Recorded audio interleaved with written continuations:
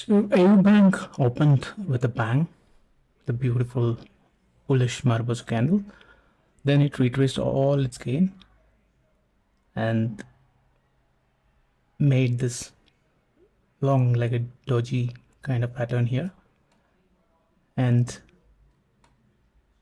I took a risk and I took a long here because it was a strong support area. That's the reason I did this. I would have ideally preferred a hammer or something like that, but so I took this trade for targets of 687 and 692. 687 is done. Still holding part of it for 692. If it comes, then it becomes a 5-hour trade. Otherwise, it's a 4-hour trade. So very easy candlestick based trading. One could also consider going long about this. Then your stop loss becomes even more less, and your target is obviously remains the same.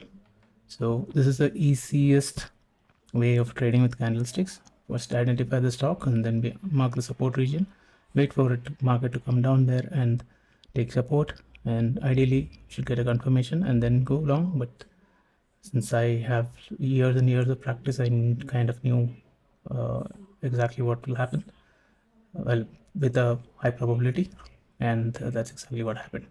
So I hope this was useful. For more such videos, please do like, share and subscribe. Thank you very much. See you in the next video. Bye bye.